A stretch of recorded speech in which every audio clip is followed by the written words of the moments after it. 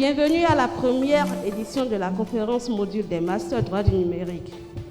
Je suis Morel Assagba, juriste au cabinet Leveler Consulting et project manager de la première conférence master droit du numérique. J'aurai l'honneur d'accueillir et de modérer le panel des auditeurs de la première promotion du master Parcours cyberespace, technologie et innovation numérique.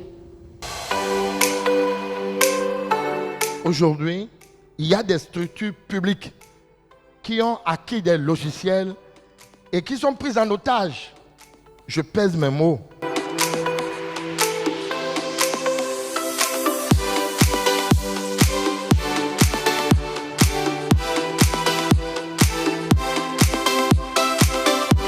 En France, il y a aussi plein de systèmes comme ça qui vous permettent en fait de savoir en cas de divorce.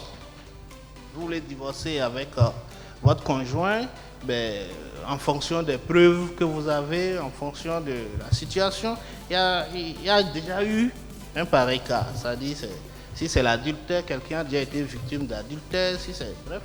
Donc, facilement, avec cette application, vous pouvez savoir quel sera le verdict.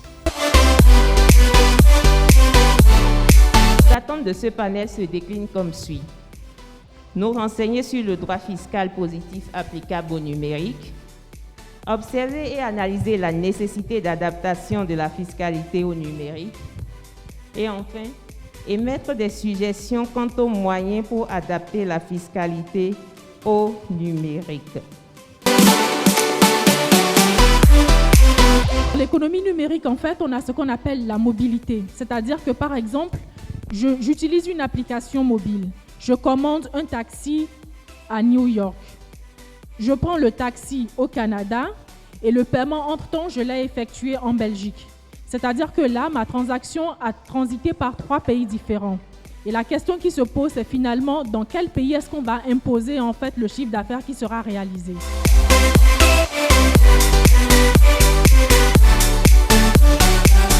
En termes de taux d'impôt effectif, le taux d'impôt effectif des entreprises du secteur du numérique est 2 fois moins par rapport à celui des entreprises du secteur traditionnel.